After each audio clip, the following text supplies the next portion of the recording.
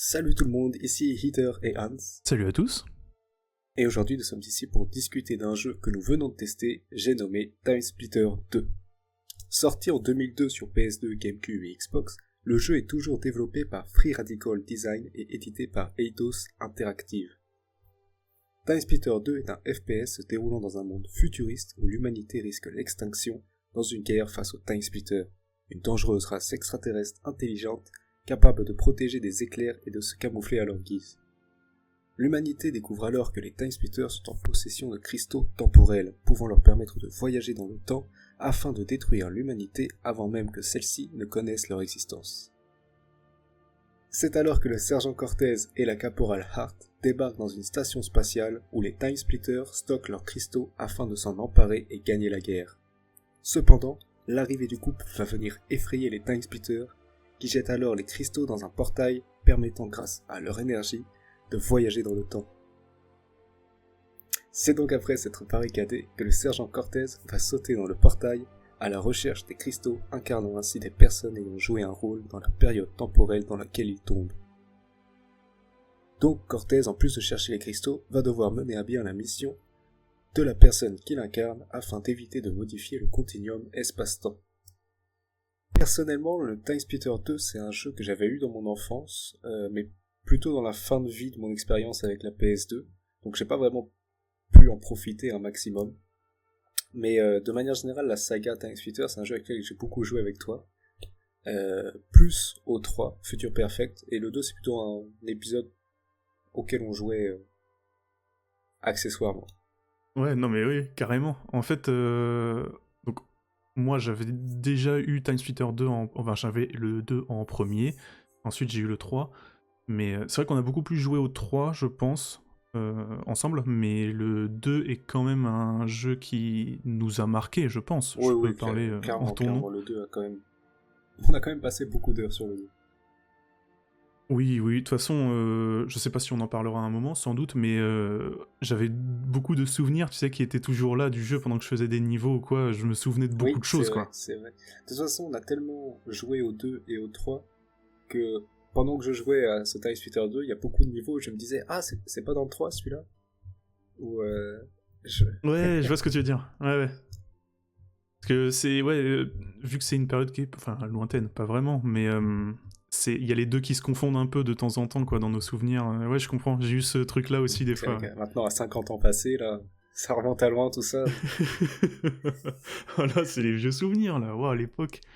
Qu'est-ce que t'en attendais, du coup, qu'est-ce que t'attendais du jeu en le refaisant comme ça, maintenant ? J'attendais à replonger dans mes anciens souvenirs, à me prendre beaucoup de bouffées de nostalgie, mais aussi à voir si mon appréciation valait le coup, ou si le jeu a très mal vieilli. Et finalement, avant, je ne jouais qu'à un mauvais jeu, mais c'était un des seuls que j'avais, donc il devenait bon. Ouais, je comprends.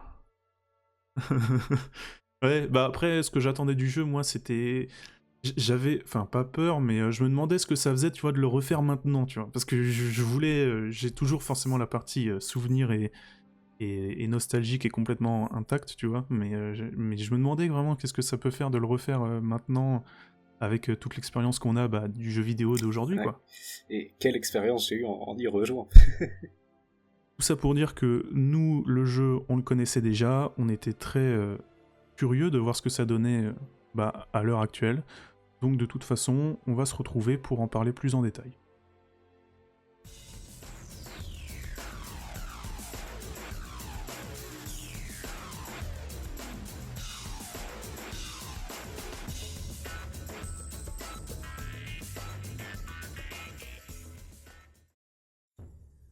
Donc globalement, pour la structure du jeu, les niveaux ont tous le même schéma, la même façon de fonctionner.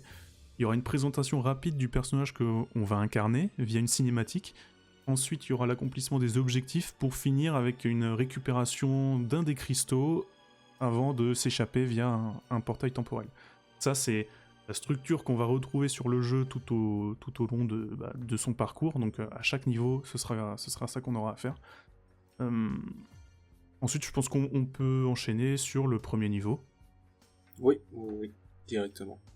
Alors déjà, j'étais très content en refaisant ce jeu-là, en lançant le premier niveau. Déjà, il y a du scénario. Chose qu'il n'y avait pas Ah dans, oui. dans le 1, on rappelle. Ah oui, ça fait plaisir. Puis une bonne bouffée de nostalgie de mon côté.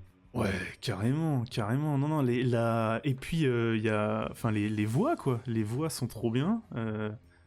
Les cinématiques vraiment, moi elles me font vraiment plaisir. Je les ai trouvées super les cinématiques. La première elle est juste trop bien.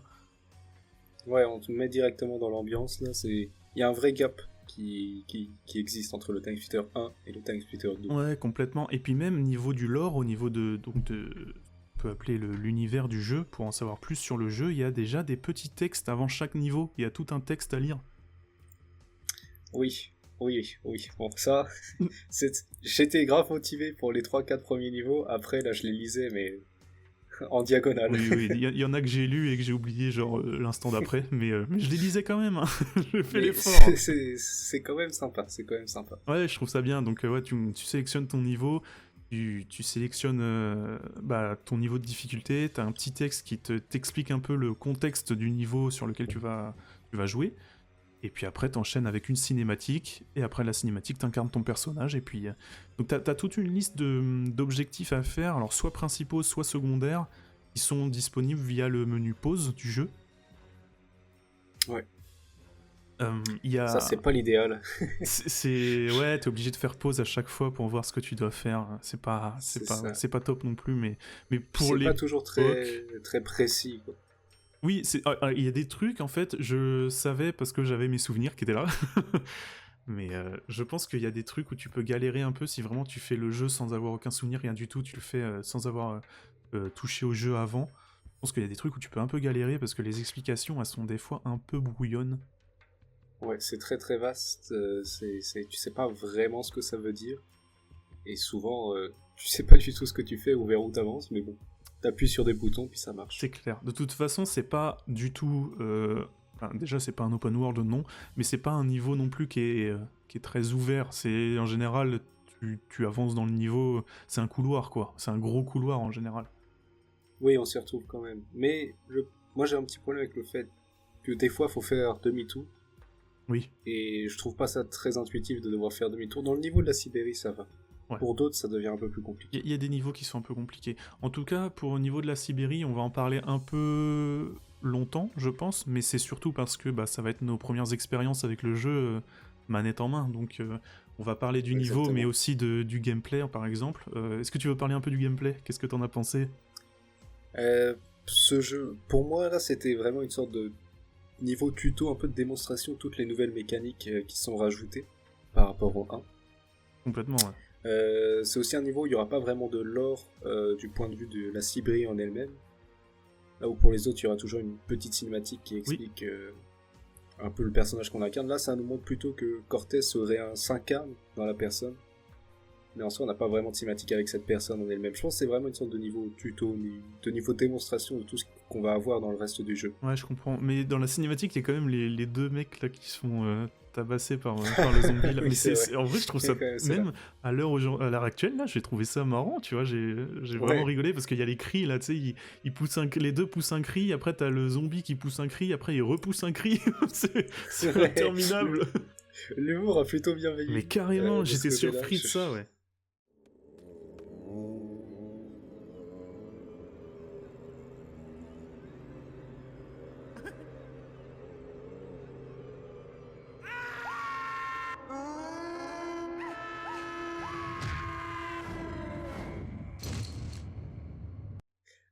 Plein de nostalgie, pareil, en voyant cette scène-là. Je sais pas pourquoi elle était restée dans ma tête, mais Ouais, je suis c'était vraiment très complètement drôle. d'accord. Le truc des personnages qui crient avec le zombie, là, moi, c'était un truc qui m'avait marqué parce que je m'en souviens carrément, quoi. Je m'en souvenais de dingue.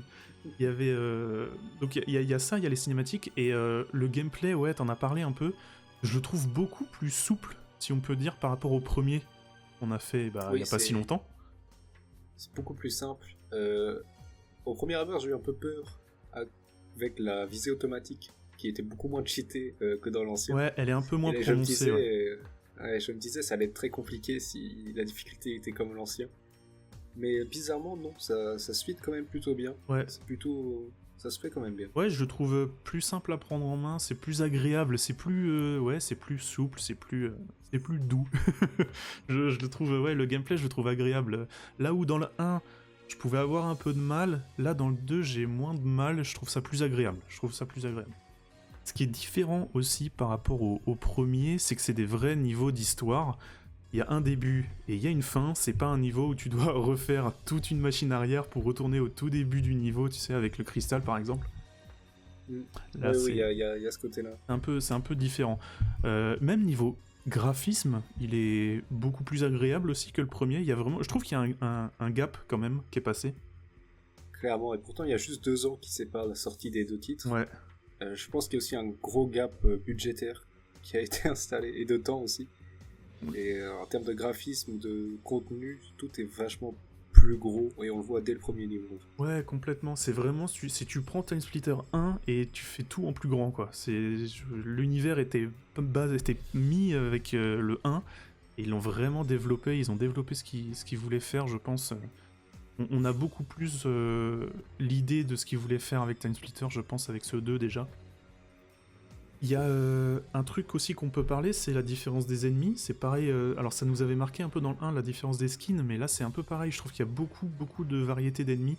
Alors après, c'est pas forcément ils vont pas forcément agir différemment, mais il y a beaucoup de skins différents aussi. Ils ont gardé ce truc-là de développer cet aspect du jeu, quoi. Oui, ça c'est vraiment agréable, t'as l'impression d'avoir... t'as pas toujours l'impression d'affronter les mêmes ennemis, même si c'est toujours la même IA, les mêmes mouvements, etc.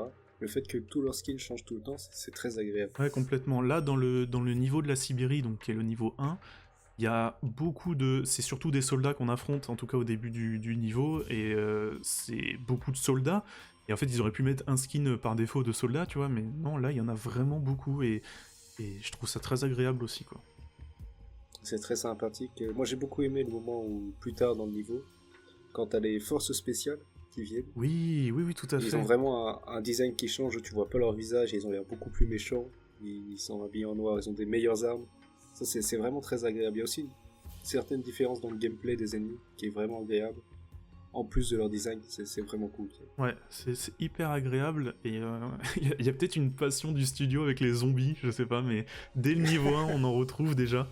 Que ce soit en facile, en normal, en difficile, peu importe le mode de difficulté, ils t'ont mis des zombies dans le niveau 1. Moi j'ai trouvé ça beaucoup mieux que dans le premier, je sais pas, j'ai beaucoup plus de facilité à viser déjà, donc je pense que viser, c'est pareil, c'est le même principe, il vaut mieux viser la tête parce qu'en une balle ils sont décapités et ils sont morts, c'est fini pour eux.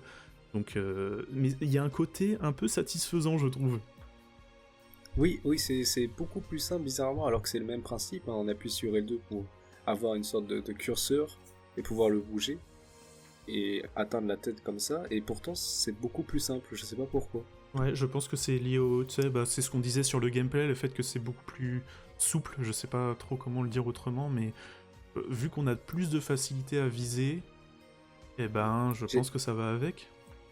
J'ai dit simple, mais c'est plutôt moins frustrant que simple. Ça reste une certaine difficulté, mais on n'est pas frustré à cause du problème de maniabilité. C'est plutôt de notre faute si on va se rater. Ouais, je trouve aussi. Et ils ont gardé aussi un truc qui est très sympa, c'est, enfin que moi j'aime beaucoup en tout cas, c'est de changer le niveau, ou en tout cas les objectifs que tu as à faire en fonction du niveau de difficulté que tu fais. Oui. En facile par exemple, et le niveau va s'arrêter très vite, il va s'arrêter au niveau des zombies, et tu vas explorer un peu plus, tu vas détruire le conteneur où il y a un time splitter dedans d'ailleurs, et une fois que tu as détruit ça, tu as le portail temporel qui apparaît et tu peux partir, alors qu'en normal déjà tu dois faire beaucoup plus de choses. Oui, ils ont gardé ce côté très facile, du mode facile, quitte à t'enlever l'histoire là qu'il y avait dans le Time Splitter 1. Complètement. Et que je trouvais assez bizarre finalement, quelque chose... Je pense pas que c'est un point très positif, parce que le côté facile est censé te faire explorer le jeu sans trop de difficultés, c'est fait pour des gens qui n'ont pas vraiment un esprit tryhard, sachant que le mode normal peut s'avérer difficile parfois. Je suis un peu d'accord et je suis pas trop d'accord aussi. Moi vraiment j'aime bien ce truc de... Je le fais le niveau en mode facile, et si je veux plus de lore, et si je veux plus du niveau, et si je veux en découvrir plus, et je vais devoir peut-être tryhard un peu, tu vois. mais je tryhard un peu plus et je le fais en mode normal.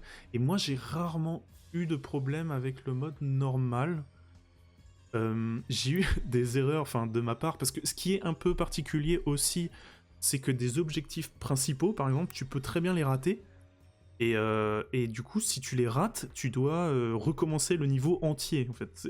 C'est un peu... Oui, voilà. oui, mais dans ta réaction, je pense qu'on est capable de comprendre qui ici a refait Cyberpunk 5 fois et qui ici a fait Elden Ring et de tous les Dark Souls 6 fois.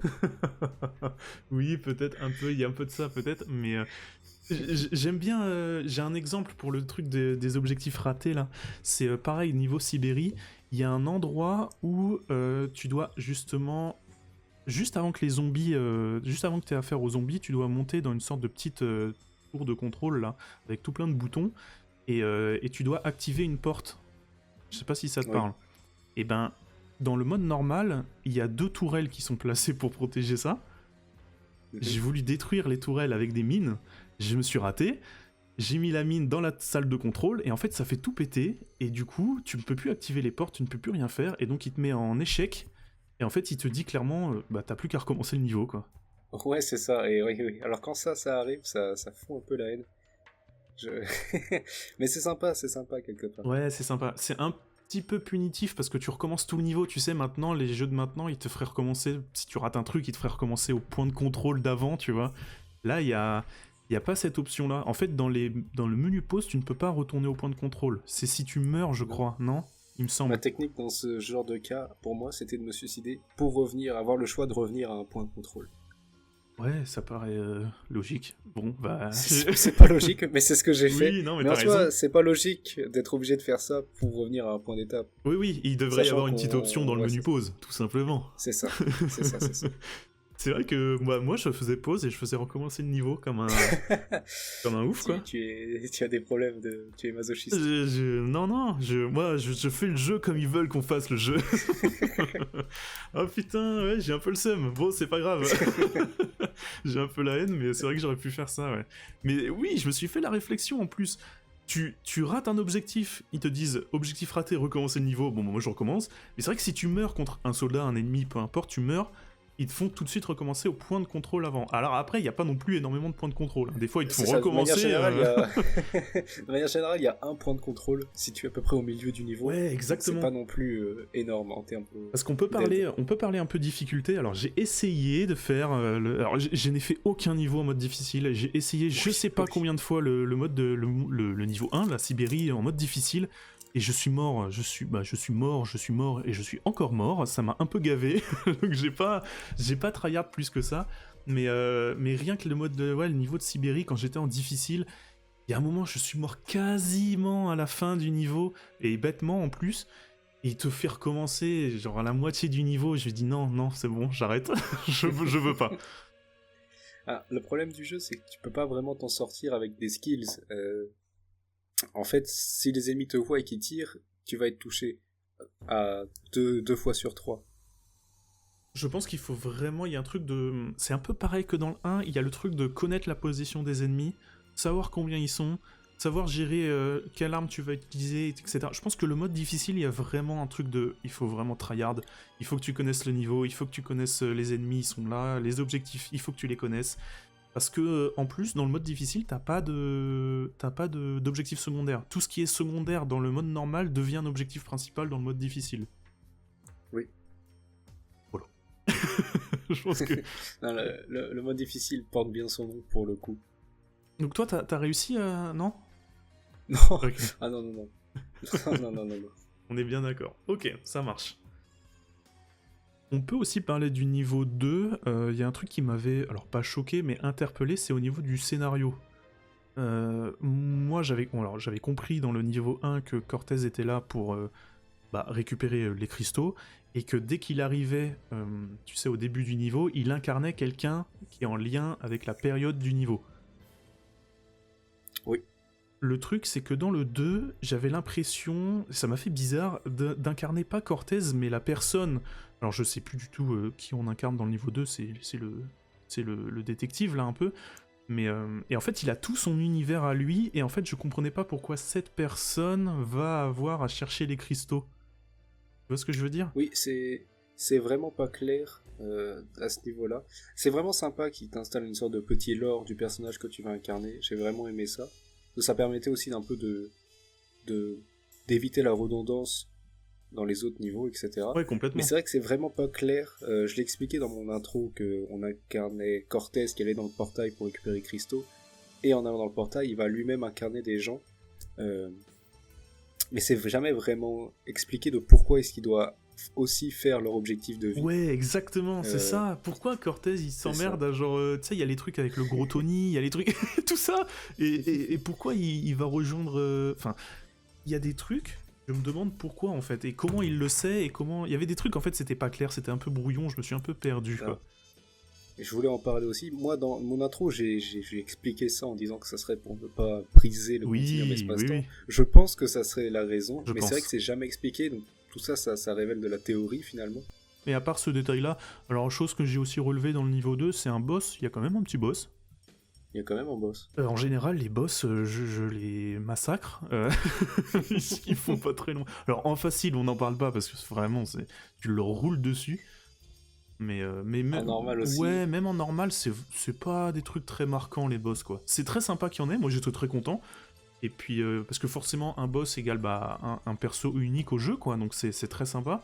Mais c'est vrai que niveau difficulté, les boss c'est plus les niveaux en eux-mêmes qui sont difficiles plutôt que les boss, je trouve.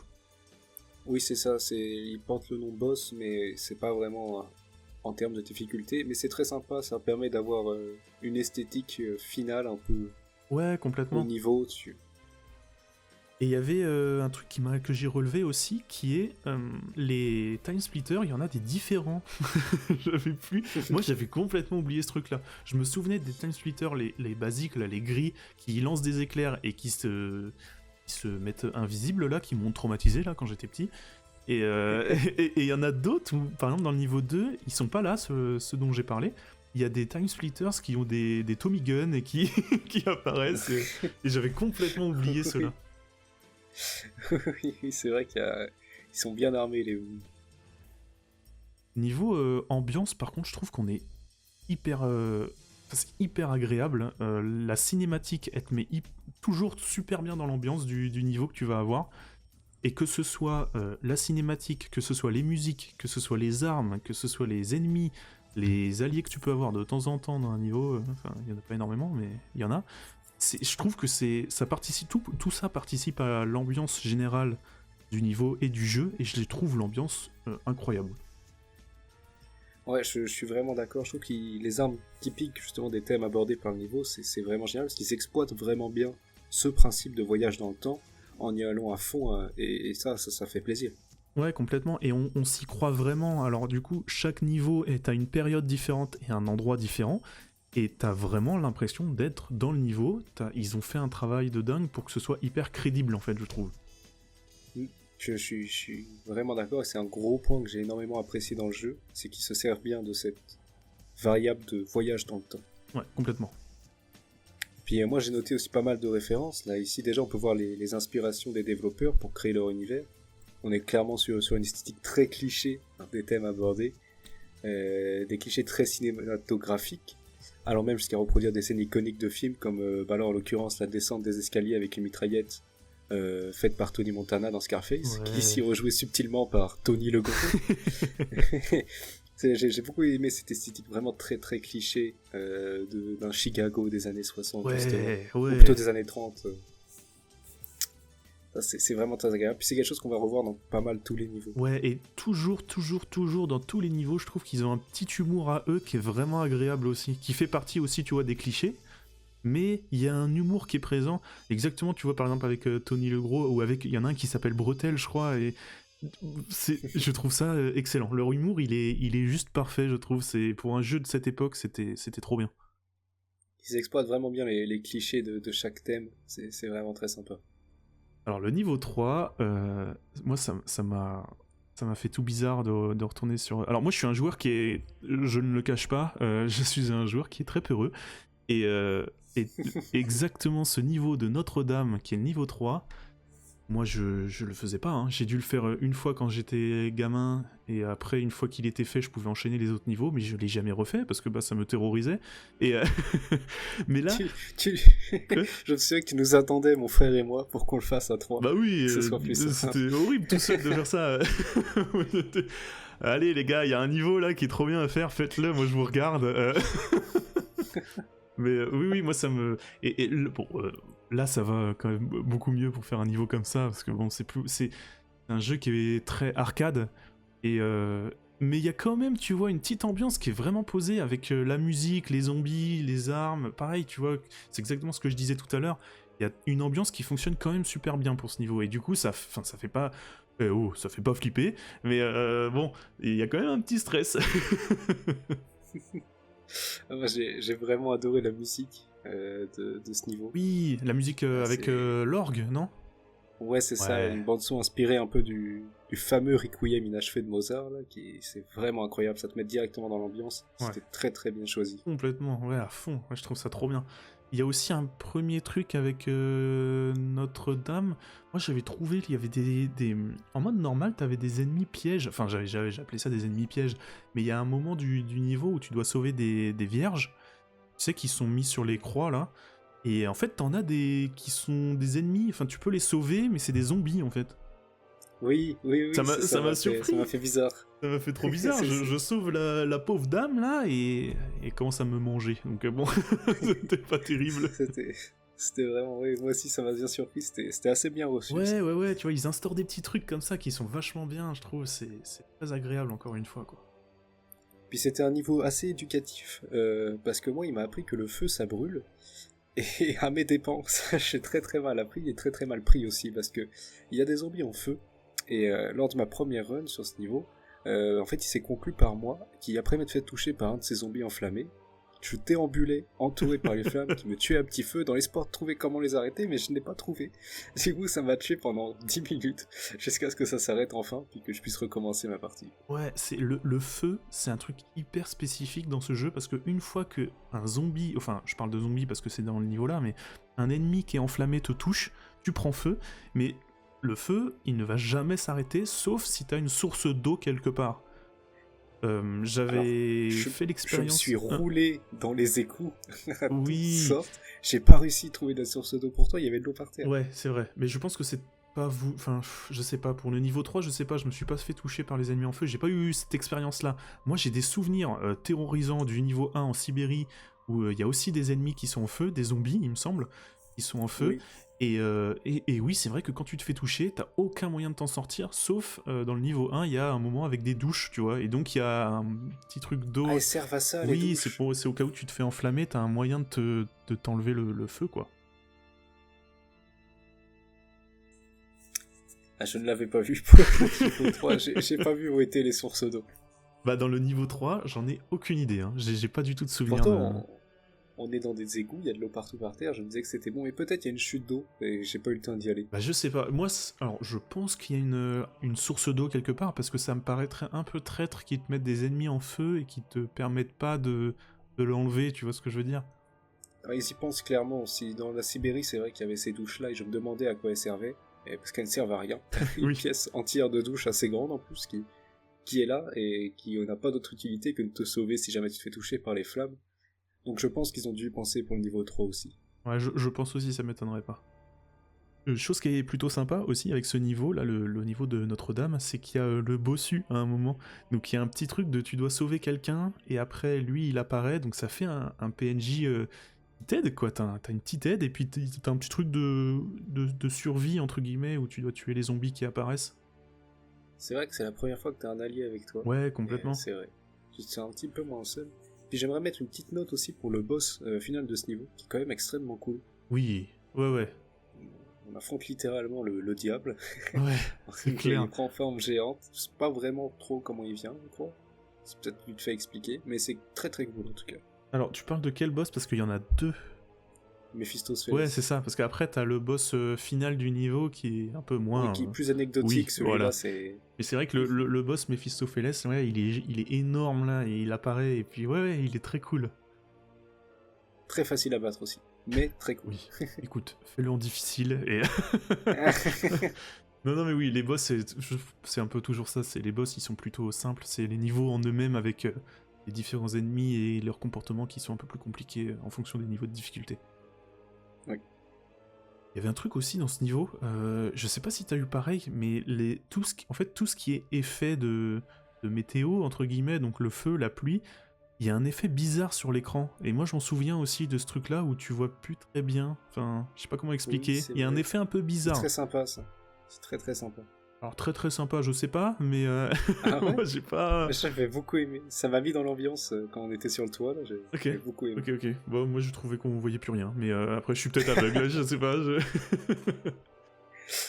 Après, généralement, dans les fins de niveau comme ça, moi, je suis tout stressé, tout crispé, donc je ne remarque rien et je cours vers le portail. Mec, je joue les yeux fermés. En général, j'ai peur, il me reste 3 points de vie, je suis là. Où est ce putain de portail? Bon, je comprends. Un autre truc qui m'a pas mal marqué, ça va être dans le niveau 4, où là encore une fois, on va avoir une esthétique, une ambiance, un style très cliché, mais plutôt d'un point de vue des années 50, 60, sur l'imaginaire des extraterrestres et de l'espace. On va avoir des soucoupes volantes qui ont cette forme des ovnis les plus clichés jamais vus.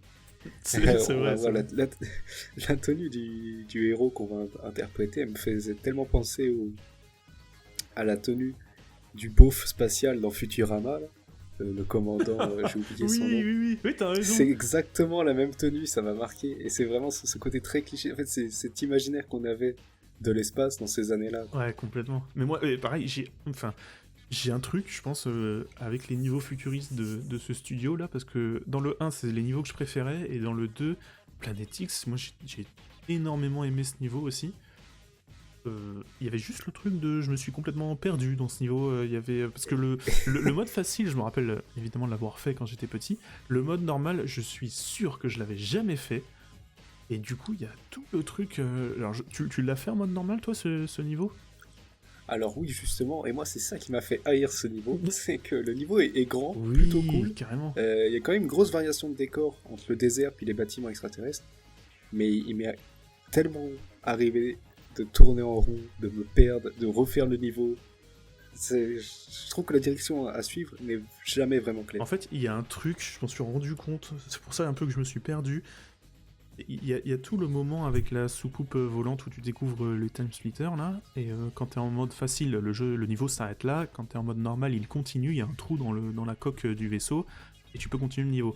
Et en fait, un peu après ça, il y a un passage où tu peux tomber, et si tu tombes, tu retournes au tout début du niveau.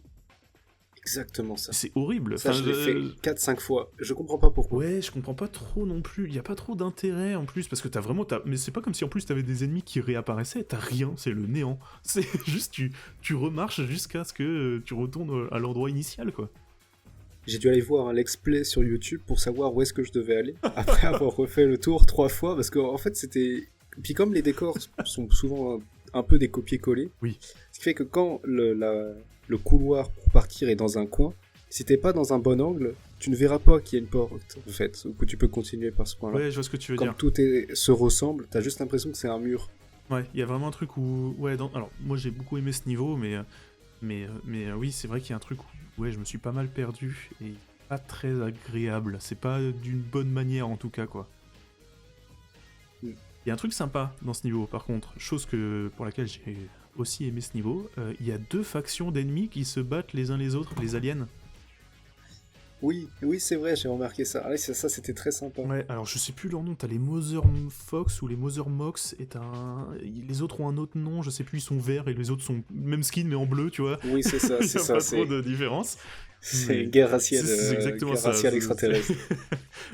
Je ne veux pas savoir pourquoi ils sont en guerre, mais en tout cas trop cool, parce qu'il y a différents petits moments où ils s'affrontent, et genre... et c'est expliqué, je crois, dans le texte que tu lis au tout début quand tu sectionnes le niveau. C'est précisé que ils se détestent plus qu'ils ne te détestent toi. Ce qui fait que quand ils sont tous les deux, quand il y a les 2 camps qui sont là, ils vont s'affronter eux avant de t'affronter toi, et tu peux juste les regarder se battre, et c'est hyper cool. Ouais, ça c'est vraiment excellent.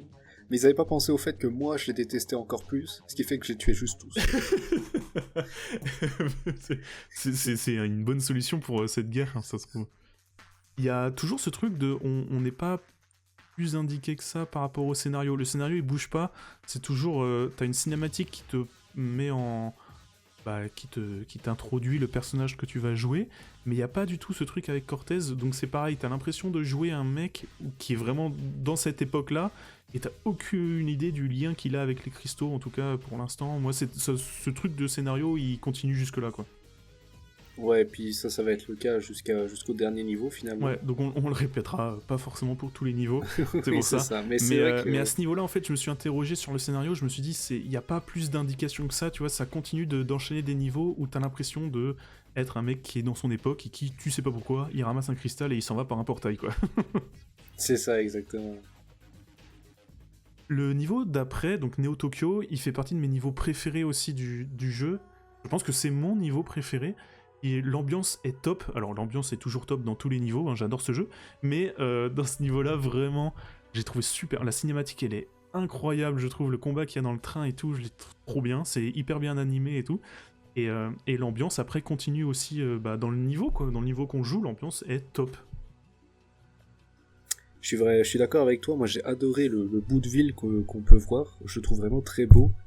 Et j'ai bien sorti l'ambiance cyberpunk. Et c'est d'ailleurs pour ça qu'on utilise cette map comme fond de vidéo. Le niveau, il est original aussi parce que dans sa façon de faire, tu dois pas avancer et tout détruire sur ton chemin. Tu dois plutôt... c'est un niveau de filature, en fait. Tu dois suivre quelqu'un jusqu'à sa base, en fait. Et après, t'as l'option de regarder les caméras de surveillance. Et tu dois regarder une caméra pour choper son mot de passe. Et ensuite, tu peux commencer à tout déglinguer. Mais il y a tout le début du niveau, même vers le... Enfin, ça prend une grande partie du niveau où c'est filature et puis c'est un peu discrétion, quoi. Je suis bien d'accord. Seulement, encore une fois, l'objectif est pas très clair. Et personnellement, j'ai dû refaire 10 fois la phase d'infiltration du début avant de comprendre ce que je devais réellement faire. Ah bon, mais tu faisais quoi ? Réflexe de joueur, moi j'arrive, j'ai pas d'arme, je vois une personne qui marche en face de moi, une arme à la main, je lui pète la gueule. Ok, d'accord. Puis je vois échec. Bon, ok, donc faut faire la filature. Ouais, moi Ensuite, c'était complètement mes souvenirs, hein, par contre, qui jouaient le truc. Hein. Moi je me souviens, oui, moi ça ça m'avait énormément marqué ce niveau. Je savais qu'il fallait faire de la filature. J'ai même pas regardé, enfin j'ai dû regarder les objectifs pour voir ce qu'il fallait faire, mais avant de lancer le niveau, je savais que c'était un niveau où il fallait tuer personne et il fallait faire une petite filature de la pirate là. L'avantage pour moi d'avoir une horrible mémoire, c'est que je me souvenais plus. Et pareil, une fois la filature, une fois arrivé au moment où on est censé traverser la barrière, moi je fais une bonne filature, je suis un peu loin mais j'observe, et la barrière se referme, il faut que je recommence encore une fois. Ah oui, ça m'avait marqué quand j'étais gamin, parce que t'as le truc, oui complètement, la barrière qui sent, oui, faut passer vite, Oui, faut passer très vite, tu fais une filature mais t'es à 1 mètre de la personne, ouais, donc c'est ouais. pas très RP et pas très logique. Il est super RP ce jeu. Non mais oui t'as raison, c'est un peu particulier. Alors moi c'est un niveau quand j'étais, alors là il m'a beaucoup marqué et j'aime énormément ce niveau. Quand j'étais plus jeune, c'est un niveau qui m'avait trop marre. C'est vraiment le niveau où je comprenais rien de ce qu'il fallait faire et je comprenais pas, il fallait que je refasse plein de fois le niveau. Donc toutes ces expériences là que tu nous racontes, je les ai vécues en étant plus jeune, ça m'a marqué et du coup j'ai pu faire ce niveau là hyper facilement.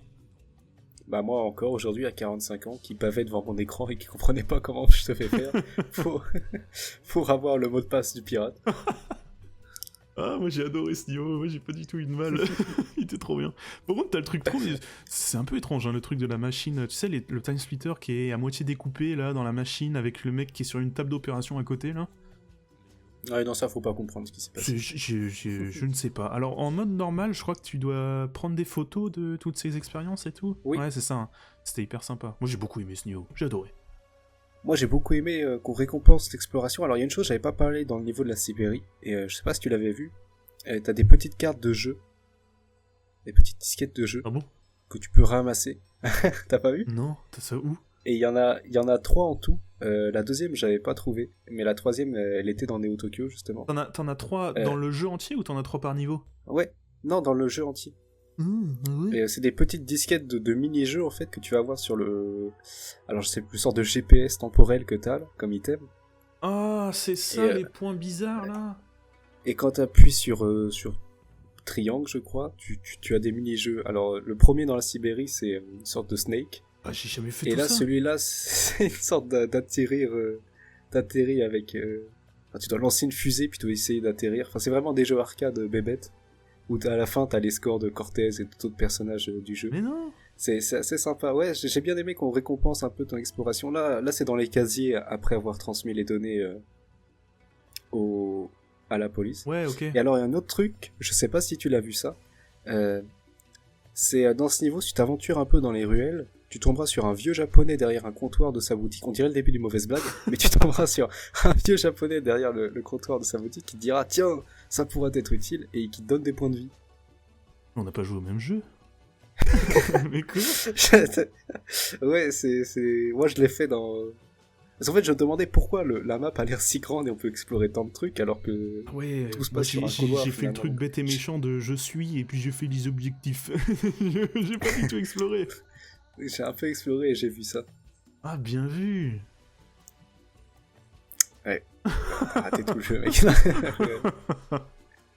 Fait que j'ai vraiment beaucoup aimé cet aspect récompense.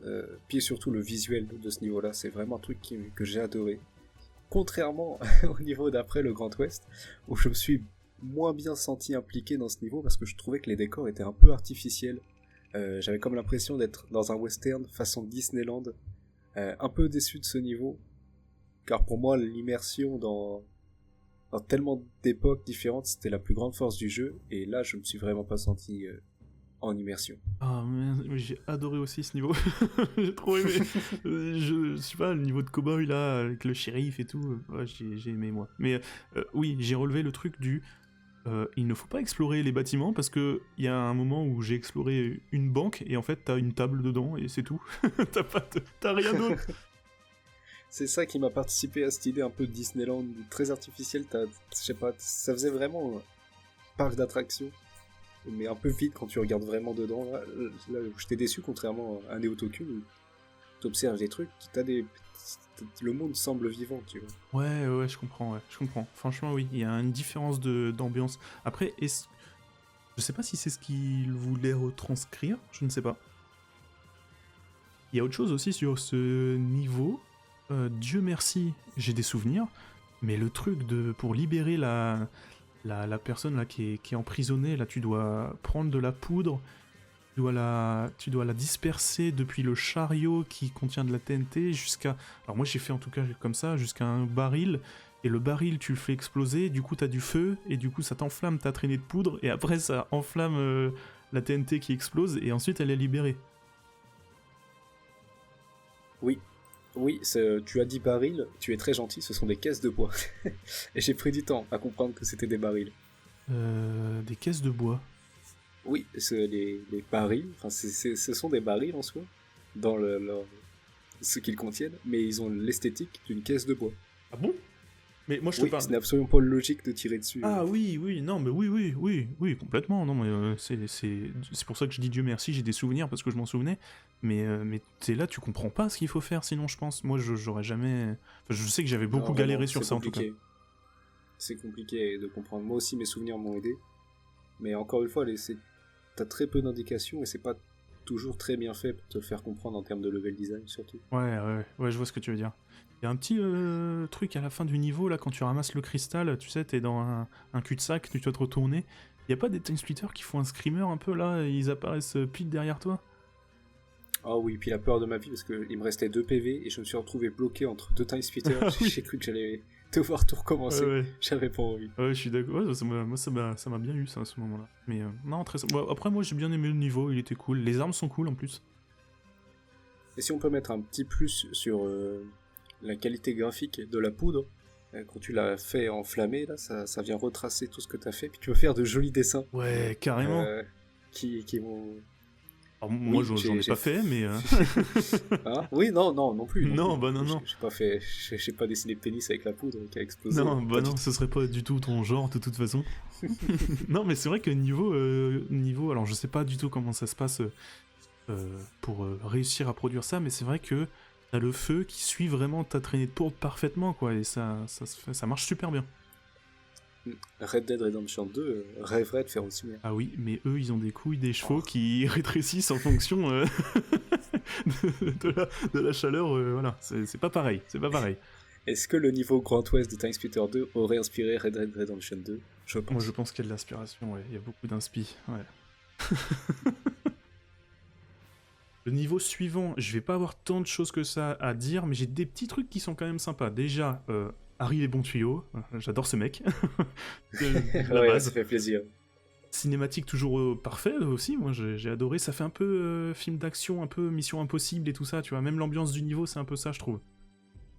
Le jeu est très orienté cinématographique. Ouais, complètement. On a beaucoup de références, beaucoup d'esthétiques reprises aux films les plus marquants des époques, finalement. Ouais, j'ai pas d'exemple, mais je suis sûr d'avoir déjà vu ce truc où, tu sais, quand Harry, il est au tout début dans la cinématique, il est attaché sur la chaise là qui forme sa silhouette, et puis il y a le laser qui arrive. Enfin, ça, c'est vraiment typique du cinéma, quoi. C'est ça, ils se jouent des clichés, puis ils y vont à fond, et c'est vraiment agréable. Ouais, un truc cool que j'ai relevé, qui est le méchant du coup du jeu, qui est Kalos, et ben il revient dans le 3. Ça, et Harry aussi. Oui, bah oui, Harry aussi, mais Harry était là dans le 1 aussi, hein. Oui, c'est ça. Et le Harry était dans le... Ouais, il était dans le 1, le 2 et le 3, mais il est aussi sur la jaquette. Et dans le 1, il n'y a pas Cortez. Non. Donc Harry serait le véritable héros de la saga. Moi j'ai adoré avec les lasers là, c'est comment il s'en sort, c'est tellement débile. Ah, c'est trop débile, c'est trop drôle, c'est trop drôle. Débile en fait là, le laser qui passe 4 fois sur les 4 menottes ouais, qu'il reçoit. Et puis il fait un coup de lunettes de soleil qui fait un reflet sur le laser et tout. Qui part après. Le laser qui va toujours au bon endroit, sauf là où il est censé aller de base. Ouais, non, c'est excellent, j'ai adoré. Ah, c'est trop bien. Le principe du niveau aussi qui change un peu toujours des autres niveaux, là il y a un système de bombes avec un minuteur et tu dois sauver des scientifiques et les accompagner, c'est eux qui vont pouvoir désamorcer les bombes. Toi tu peux pas les désamorcer pardon, et donc le principe est un peu différent et tu dois un peu te dépêcher en fait, c'est un peu un niveau contre la montre quoi. Oui d'ailleurs moi j'ai perdu à cause de ça une fois. Ah ouais? Ouais, mais je dois être vraiment très mauvais. Non. J'oserais jamais dire ça, hein. T'inquiète pas, c'est pas du tout ce que je pense. Ah si, je m'étais pas perdu, mais j'avais oublié une bombe en chemin, ce qui fait qu'entre deux bombes, si t'en sautes une, tu manques quand même pas mal de temps. Ouais, tu dois pas en louper par contre, c'est sûr que si t'en loupes une, ça devient chaud je pense. Mais ça, c'est plus my bad qu'autre chose. Oui, complètement. Donc après, pas grand chose de plus à rajouter sur ce niveau, il est franchement sympa, tu vois.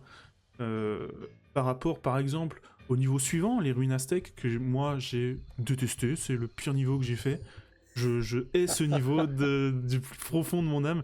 J'ai voulu ne jamais le faire en mode normal, juste pour ne pas avoir à refaire ce niveau, parce que le mode facile me suffisait complètement. Il y a quoi ? Il y a des golems de merde qui sont invincibles. Il y a des arbres en feu, là, qui sont d'une merde pas possible. J'en peux plus, je déteste ce niveau, c'est catastrophique. Ah, moi, je l'ai adoré. Vraiment ? J'ai vraiment adoré ce jeu.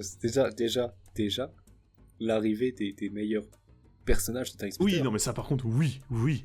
Il y a les singes. Il y a les singes.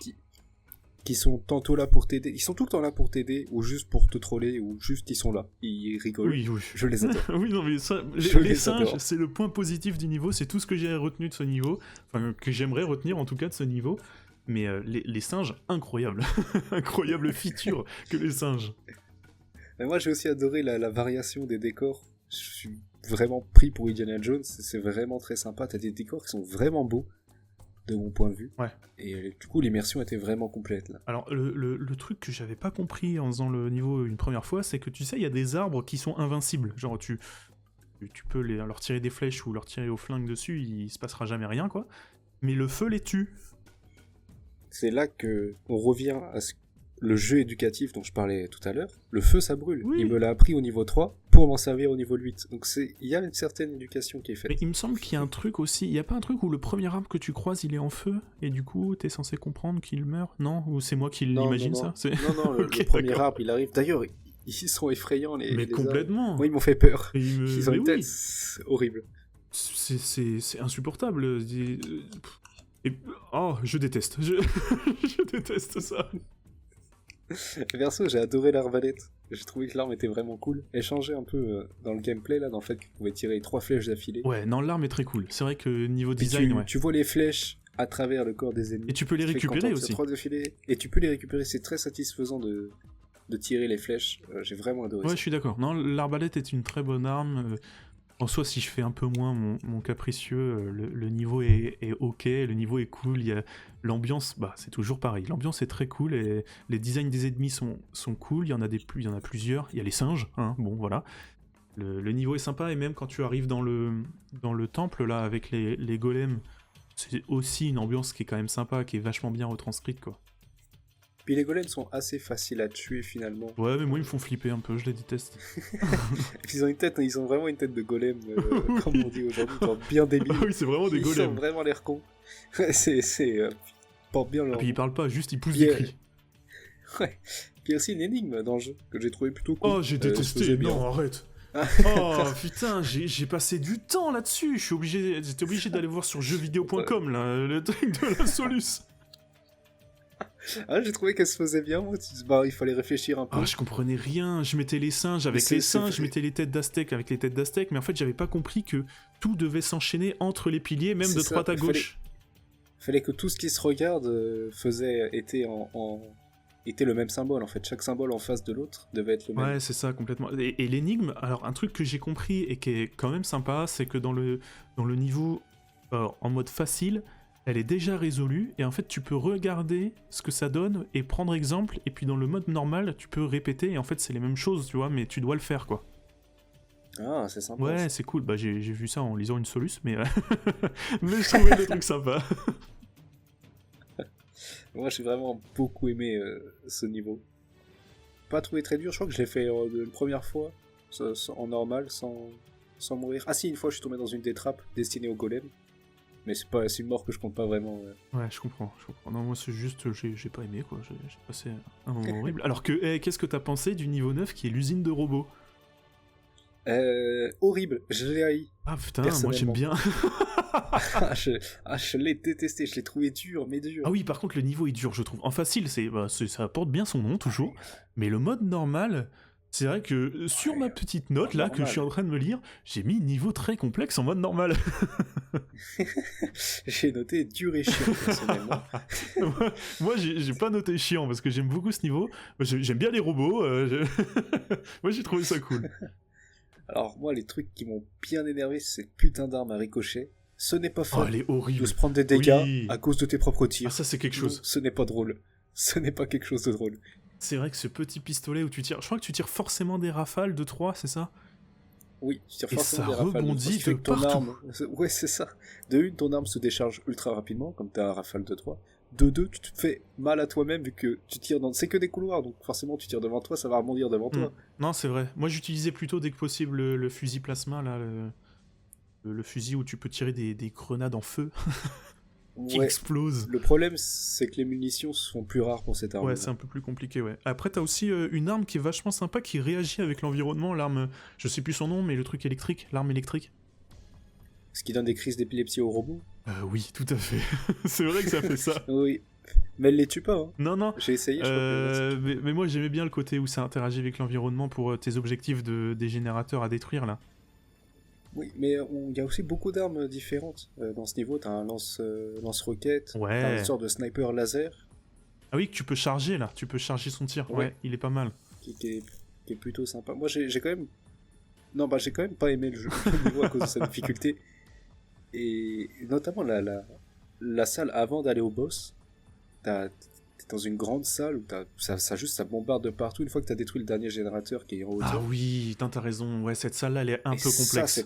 C'était un enfer, j'ai dû vraiment tryhard sévère et mourir plusieurs fois pour y arriver. Et c'est là qu'on arrive à un autre problème, c'est le manque de PV. Alors des boucliers t'en as, mais des PV t'en retrouves jamais. J'ai jamais trop... Enfin, je sais pas, moi j'ai jamais trop galéré dans... Je suis jamais mort tant de fois que ça. Juste, je voyais que c'était complexe parce que je devais me concentrer, tu vois. Genre le niveau était complexe. Oui, il faut se concentrer. Mais les niveaux en soi, je suis pas mort tant de fois que ça dans le jeu. Non, ça va encore. Mais l'usine de robots, c'est celui Oui. où j'ai le plus galéré, Oui. notamment à ce moment-là. Et aussi, niveau difficulté, je peux rajouter un petit truc, donc, parce que, encore une fois, je suis allé voir des solus. Pour le mode normal, en fait, il y avait un truc où tu contrôles une petite tourelle qui se déplace, et tu dois détruire un générateur comme ça. Mais le générateur, il a un bouclier, et je ne comprenais pas pourquoi je pouvais pas détruire ce bouclier, comment ça se faisait. Ah Vraiment, non, si ça va. non mais j'étais perdu pendant 20 minutes, je comprenais pas. Et en fait, j'ai lu une soluce. Et tu dois détruire au niveau des pieds du générateur, en fait, tu peux détruire son bouclier. Oui, alors j'ai galéré un peu, mais j'ai quand même fini par logiquement le trouver. Ah, vas-y. Mais c'est vrai que c'est pas très clair. Je trouve que c'est vraiment pas clair, très parce que le... Ça n'a pas une tête de générateur. C'est ça, j'avais l'impression que ça faisait partie du triangle là en lui-même, là, que tu dois détruire le générateur en lui-même, là, et que ça faisait pas partie du bouclier. Surtout que l'électricité du bouclier, il converge vers un Mais mur. oui. Et moi, je me suis mis à tirer sur ce point de convergence, qui aurait été beaucoup plus logique. Voilà, bah moi aussi, pareil. C'est pareil. Et du coup, en lisant cette soluce, j'ai appris du coup que pour les gens qui tryhardent vraiment le jeu, le mode difficile, le niveau difficile de l'usine de robots est très complexe apparemment. C'est vraiment un truc où tu t'arraches les cheveux, quoi. Ah bah, je l'ai trouvé très dur, ce niveau-là, le plus dur auquel j'ai joué, donc ça m'étonne vraiment pas.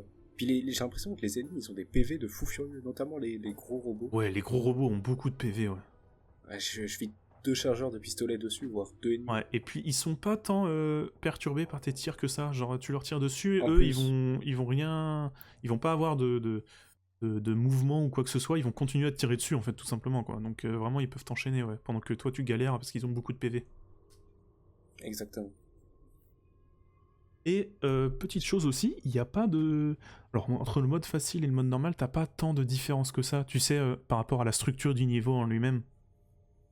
Je l'ai pas fait en facile, celui-là. D'accord, moi je faisais toujours facile en premier, puis ensuite normal, mais là, des fois, ouais... Alors, par rapport, tu vois, au niveau 1 de la Sibérie, où t'as vraiment des trucs différents entre normal, enfin, entre facile et normal, bah là, t'as pas tant de choses que ça qui changent, tu vois. C'est juste le niveau est plus dur, et puis t'as le petit truc avec la tourelle à contrôler, quoi. Comme on a tout dit ce que l'on pensait pour le niveau 9, je pense qu'on peut partir sur le dernier niveau, la station spatiale. Complètement. Là, on va enfin rejouer Cortez, qui revient avec tous ses jolis cristaux en main, et qui va devoir quitter sa station spatiale envahie par les Time Splitters, après avoir vu la mort du caporal H aussi. Hart. Oui, Art, mais Voilà. c'était... bon, elle était là, quoi.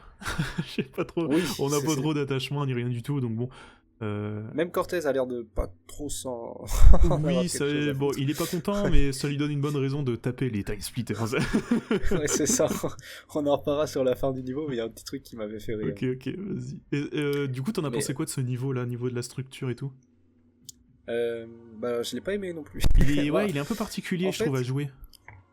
Mettre un compte à rebours et des ennemis qui te pourchassent sans aucune indication de chemin dans une map où toutes les portes et tous les couloirs se ressemblent, j'appelle ça un enfer personnellement. C'est vraiment pas facile. J'ai dû aller regarder sur YouTube les chemins. Oh Parce que t'as un compte à rebours. Non mais tout se ressemble.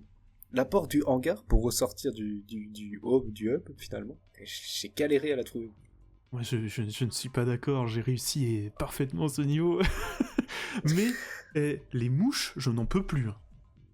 Mais les mouches, mais il y en a juste 4. C'est insupportable, les mouches, elles font un bruit horrible. J'en peux Ah, plus. juste le bruit. Oui. Non, parce qu'au pire, tu les tues et puis c'est bon, mais moi, en fait, au lieu de les tuer parce que j'avais du mal à viser et tout ça, juste je les passais, mais du coup, il y avait le bourdonnement là, j'ai trouvé horrible. Les mouches, je les aime pas, voilà. C'est ennemi que j'aime pas. Et je peux mettre une petite note sur la variation de gameplay et de décor qui est plutôt sympa. J'ai bien aimé le décor. Par contre. Ouais, le niveau, ouais, la structure du niveau est pas folle, je trouve, mais l'ambiance est cool, ouais. Le niveau est joli. Ouais, j'ai beaucoup aimé le fait qu'on doive prendre une combi pour aller dans l'espace, puis qu'on se mette à tirer sur les vaisseaux, les Time Splitters. J'ai trouvé ça vraiment cool. Dans le mode, alors quand j'ai fait la première fois le niveau, j'avais pas compris qu'il y avait une tenue. Du coup, j'y suis allé, bah je vais dehors, quoi. Et puis, il y a Cortez qui faisait... Moi, j'ai dit, bon, bah, c'est pas très grave. J'ai fait le niveau comme ça.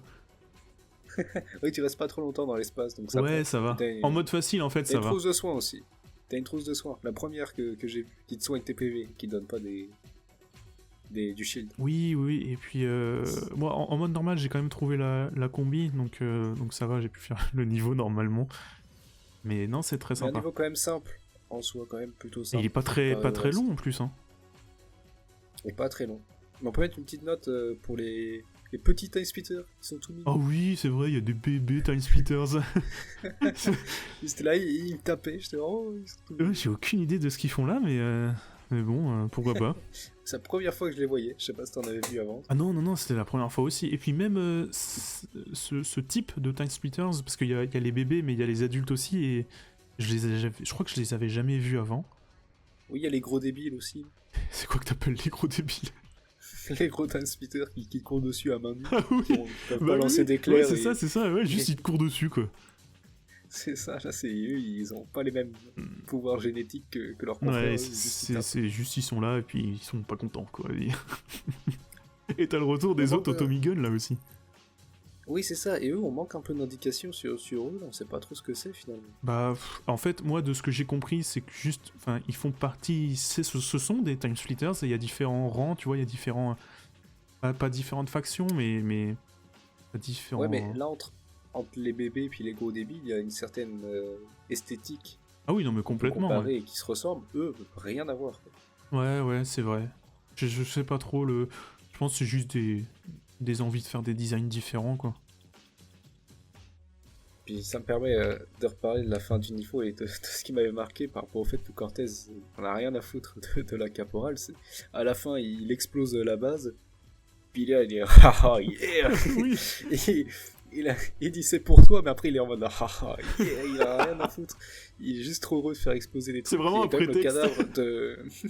Quand même le cadavre de. Alors j'ai vu que ça pouvait être sa copine. Il y a quand même le cadavre de sa meuf qui est dans le truc qui vient d'exploser, puis il est là. Yeah. Ah ouais, complètement. Ça Ouais. c'est cool. Ça, c'est le Cortez que j'aime, ça. C'est Oui, c'est le Cortez. le mec est juste badass, quoi. C'est vraiment. Petite chose sur l'histoire, ça se finit comme ça, quoi. Enfin, Cortez a les cristaux, il fait exploser la base, et puis fin du jeu. Il n'y a pas de teasing, tu vois. Il n'y a pas de peut-être un 3, tu vois. Oui, c'est vrai. C'est vrai, mais même si c'est un Time Splitter 2, en soi, c'est un peu le premier. Il est un peu comme le premier de la saga, dans le sens où c'est là qu'ils posent les bases, etc. Ils sont pas sûrs que ça va fonctionner non plus. Bah, de toute façon, je pense que c'est sûr, c'est le premier Time Splitters qui a une vraie histoire, quoi. Donc, mais il n'y a pas de. Tu vois, moi j'aurais bien aimé, tu vois, un truc qui nous fait envie de. Bah, tu vois, il y aura peut-être une suite, quoi. Je suis bien d'accord, ça aurait été vraiment sympathique. C'est vrai que ça se finit un peu comme ça. Ouais, c'est ça. Vraiment, on dirait fin et il n'y aura plus de suite, quoi. C'est vraiment. Ça peut... Après, je sais pas. Pareil, je sais pas au niveau du développement s'ils pensaient faire une suite ou, tu vois. Je sais pas comment ça se passait en interne. Mais il n'y a pas non plus cet aspect de. C'est vraiment une fin, ça se finit pas non plus, tu vois. Ça te tease rien, mais t'as pas le sentiment de tant avoir gagné que ça. Non, parce qu'en soi, bah, les Time Splitters, ils sont toujours là, juste il a détruit la base, quoi.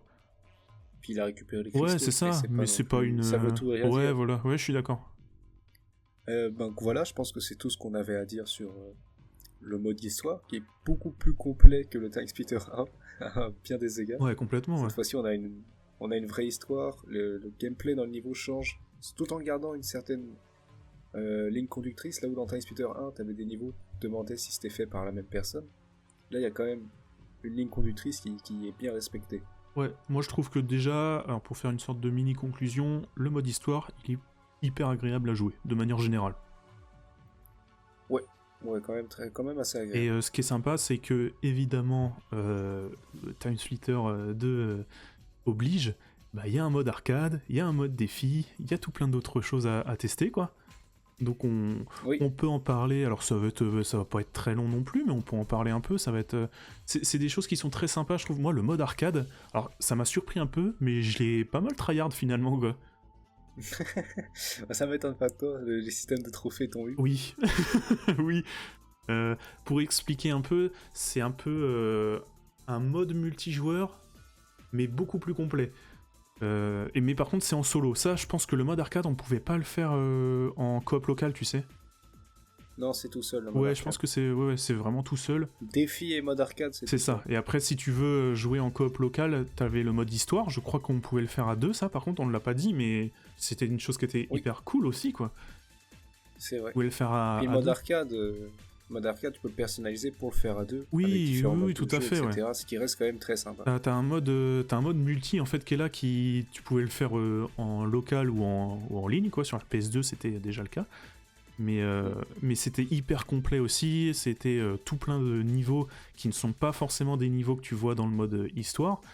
Mais Oui, cette fois-ci, c'est beaucoup plus diversifié. Ouais. Puis tu pouvais aussi créer tes propres maps. ouais, tu pouvais. Oui, bah dans le 1 aussi tu pouvais. Ouais, mais là j'ai regardé, c'est beaucoup Ah plus... oui, non mais oui, complètement. Là c'est beaucoup plus beaucoup complet. plus gros. Puis ça reste un détail qui est vraiment sympa, puis qu'ils ont gardé. J'ai regardé une petite interview de David Doak, je ne sais pas comment on prononce, D-O-A-K, Doak peut-être, je ne sais pas.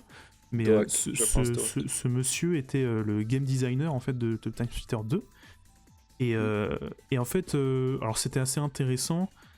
J'ai vu que déjà l'objectif qu'ils avaient du jeu, et je pense qu'ils parlent du premier déjà, mais surtout du 2, c'était l'éventail qui était très varié de niveaux et de personnages.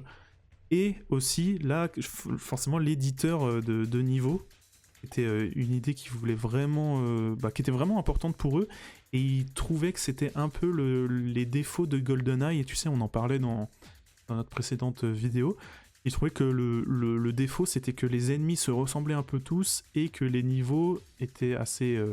tu sais, ils se ressemblaient un peu tous aussi. Et c'est vraiment, ils voulaient travailler là-dessus pour Time Splitters et faire des trucs qui étaient très différents, des époques différentes, des niveaux différents, beaucoup de personnages à jouer. Et c'est comme ça qu'ils en sont venus à plus d'une centaine de personnages jouables sur le Time Splitters 3, du coup. On reviendra dessus, mais c'est une petite info que je trouvais quand même sympa. C'est vrai que c'est un FPS très complet, et je pense qu'on doit à ça. Parce qu'il sort pas de nulle part, comme tu disais déjà de GoldenEye, qui est déjà un très gros FPS, parce qu'il leur a permis de bien développer et de bien amener de nouvelles choses qui vont en faire un vrai FPS avec beaucoup de choses, beaucoup de contenu. Ouais, carrément. Et du coup, c'est très agréable. On le retrouve, on retrouve ce qu'il dit dans le jeu. Moi, c'est vraiment ce que j'ai ressenti, et c'est des points très positifs. Pour en revenir au mode arcade, donc il y a le mode arcade classique, là où on fait du mode multi classique, tu vois, tu as ton mode de jeu, tes personnages, tu peux le faire avec des potes. Et tu as un mode arcade qui est plutôt penché sur du coup un mode solo, qui sont un peu des modes multijoueurs, on peut dire ça comme ça. Je sais pas si tu en as testé un peu de ton côté. Oui, c'est un peu une sorte de mode multijoueur que tu peux faire tout seul. C'est ça. Et après, du coup, en fonction de ton résultat que tu fais dans le niveau, et bah t'as des trophées, donc bronze, argent, or ou platine, qui n'est pas spécifié, mais t'as du platine. C'est très sympa. Moi, j'ai un peu tryhard, mais il y a des niveaux que j'ai trouvé quand même très durs. Déjà, à partir du moment où il y avait du feu dans le niveau, c'était impossible. Hein. Moi, je pouvais pas. Les défis et l'arcade avec le feu, c'est quand même compliqué. Bah, l'arcade avec le feu. Ouais, complètement. Et du coup, en fonction aussi de tes trophées, t'as des récompenses différentes. Des récompenses qui peuvent aller dans le mode arcade plutôt classique. Donc tu déverrouilles des personnages, ou tu peux déverrouiller des maps aussi. Des modes de jeu aussi. Et des modes de jeu, ouais, tout à fait, ouais. Parce que si tu fais vraiment... si tu passes pas par ce mode arcade où tu peux déverrouiller des petites choses, si tu fais vraiment le mode multi, en fait, qui est classique, t'as assez peu de choses en fait, t'as pas tous les modes de jeu, t'as pas toutes les maps, t'as pas tous les persos. Il faut vraiment venir chercher le déblocage de tout ça dans le mode arcade League. Ouais, j'ai trouvé ça vraiment sympa. Puis il y a le mode défi aussi qui est quand même assez intéressant, qui est assez cool. C'est pas le truc qui m'a le plus plu, mais je pense que ça permet quand même de bien augmenter la durée de vie du jeu. Ouais, je pense. C'est un truc qui est un peu différent encore de l'arcade League. Il y a des trucs qui sont plus spécifiques et plus originaux quand même. Je pense qu'il y a une certaine originalité pour ces niveaux qui est assez sympa. Moi, je me suis pas du tout vu tryhard ça. Hein. Je l'ai essayé. Oui, c'est ça. Mais j'ai pas joué plus que ça au mode défi. Pareil, juste essayer l'histoire de voir quel défi il y avait, mais ça m'a pas plus plu que ça non plus. Mais si vraiment j'ai que ça à faire, ça peut être cool. Puis ça, c'est toujours bien de le rajouter. Moi, par contre, étant gamin, je m'en souviens que j'adorais tous ces modes de jeu. Hein. Je sais que moi, j'avais déjà à l'époque une envie de... Je pouvais passer des journées sur le jeu, de toute façon. Et en fait, moi, j'adorais ce truc de plus tu joues mieux meilleure est ta récompense, et du coup, t'as envie de bien jouer pour avoir après tes persos dans le mode en ligne et tout, jouer ton perso, machin, tu vois, je trouvais ça trop bien. Ouais, c'était vraiment sympa. Ça. Enfin, c'est une très bonne idée pour ce système de récompense, etc. C'est vraiment bien pour faire que les gens jouent tout le temps à ton jeu finalement et n'en pas une miette. C'est vraiment une bonne idée. Ouais, je suis d'accord. Le contenu est vraiment énorme. Et alors là, moi, j'étais moins dans le truc du je vais tryhard ce jeu parce que bon, j'ai j'ai pas, j'ai d'autres trucs à faire aussi à côté. Tu vois, j'ai pu ma petite vie d'enfant où je pouvais passer mes journées devant TimeSplitters 2 à essayer d'avoir. Puis je pense qu'on avait un peu. C'est un peu les seuls jeux qu'on avait aussi, donc on tryhardait beaucoup plus, je pense, en étant petit.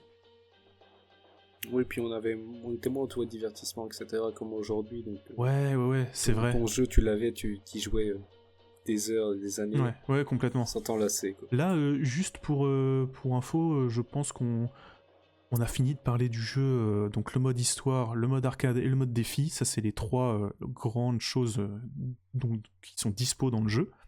Donc je pense qu'on va passer aux moments qui nous ont marqués. Et le moment qui ne nous ont pas du tout marqué, ou plutôt qui nous ont marqué négativement. Je vais commencer personnellement avec ce qui m'a marqué, ce que j'ai aimé. C'est pas vraiment un niveau en lui-même, c'est plutôt le mélange qu'ils ont fait entre tantôt le kitsch, par exemple des soucoupes volantes rondouillettes typiques de l'imaginaire tout droit sorti des années 60, et en contraste avec le Néo-Tokyo dystopique avec une ambiance très lourde. Donc c'est globalement cette utilisation du voyage à travers le temps que j'ai vraiment aimé. Ouais, je suis un peu pareil, j'ai pas de niveaux qui m'ont marqué spécifiquement, même s'il y en a que j'ai beaucoup aimé et d'autres peut-être moins. Mais ce qui m'a, moi, ce que je vais retenir, c'est vraiment les cinématiques. Et je me souvenais pas de toutes les cinématiques, je m'en souvenais beaucoup, tu vois, mais pas de toutes. Et vraiment, je les ai adorées. Je les regardais avec plaisir, les cinématiques. C'était vraiment que du bonheur. Et surtout très bien travaillé. Enfin, pas au même niveau, mais Ouais, sont très bien travaillés. je suis d'accord. C'est un truc que je retiens. Et pareil, le mode histoire en lui-même, moi, je le trouve excellent. Et pour ce qui m'a moins marqué, pour ce que j'ai moins aimé dans le jeu, là, c'est un peu, il y a toujours cette redondance de gameplay, ce qui fait que parfois j'avais un certain manque d'application, notamment quand il y avait un certain manque d'explication du scénario, comme on disait avec Cortez, où on sait pas pourquoi il se met à faire tout ça. On est un peu perdu dans ce qu'on doit faire. Je suis d'accord, en fait, moi j'ai les trucs que j'ai pas. Alors, bon, il y a le niveau là des golems, là, j'ai détesté.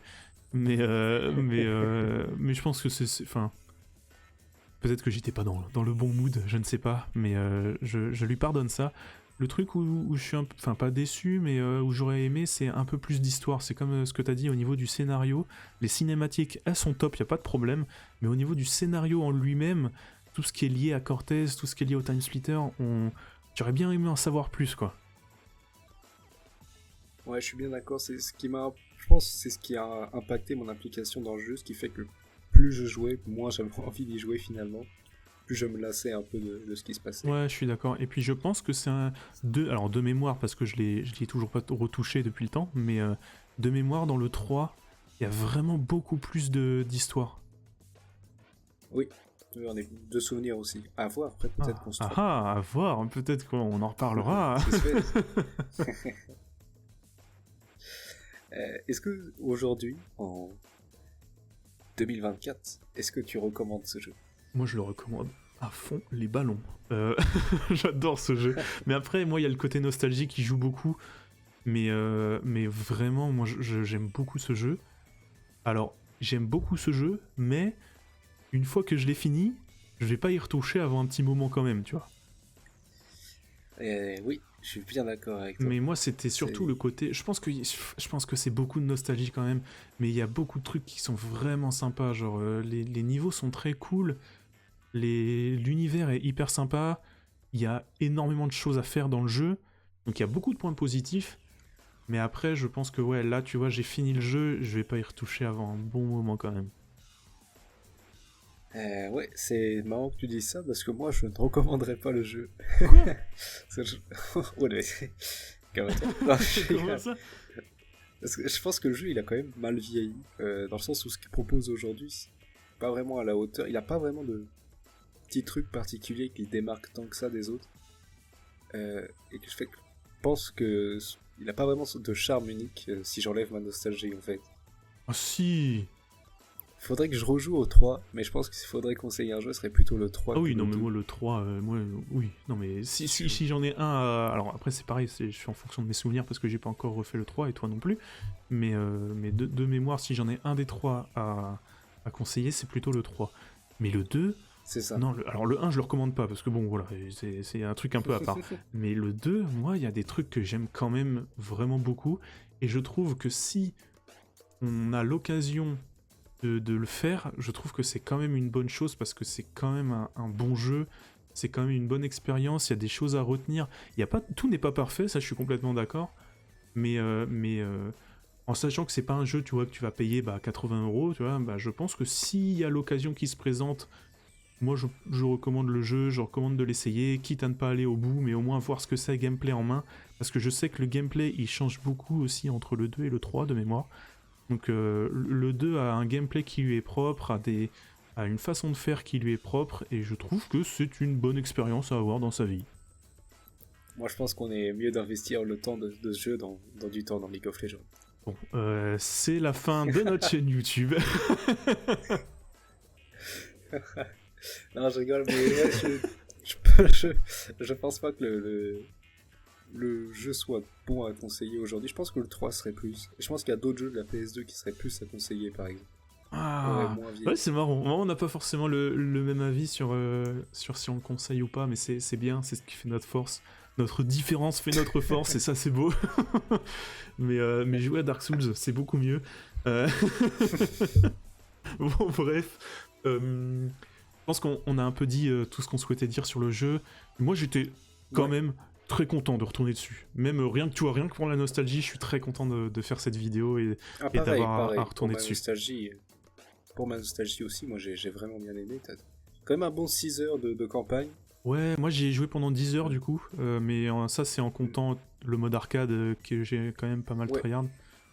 J'ai pu dissocier les deux, puis c'est un bon 6 heures de campagne pure. Après pour le reste, en soi c'est un peu infini le temps que tu peux passer dessus. Ouais, ouais, complètement, ouais. Mais moi je me souviens aussi que étant gamin, le mode multi vraiment, tu sais, où tu faisais tes modes de jeu et tu prenais ton perso et puis tu t'enchaînais comme ça. Là c'est un peu moins un truc que je ferais quoi. Vraiment, je me concentre surtout sur le mode histoire.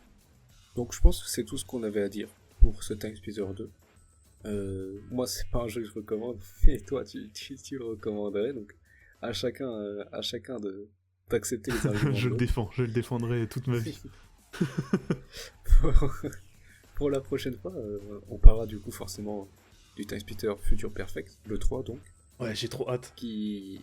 Sur lequel j'ai beaucoup d'attentes. Ah ouais. Moi, je me souviens que c'est vraiment... Bon, pareil, il y a des niveaux qui me faisaient flipper de fou malade. On va voir ce que ça va donner au jour d'aujourd'hui. Hein. Mais j'ai très très hâte. Et j'ai très très hâte aussi de retrouver Cortez parce que là, il y a beaucoup... Je me souviens qu'il est beaucoup plus développé comme personnage quand même. Oui, moi j'ai hâte de voir si l'humour a bien vieilli. Exactement, ouais, parce que je sais que c'est un jeu qui me faisait pas mal marrer et j'ai hâte de voir si c'est toujours le cas. Fait qu'on se dit à la prochaine fois pour Time Splitter 3. Ouais, c'était Level Up et moi je vous souhaite une bonne journée. Et moi une bonne soirée. A plus. Bye.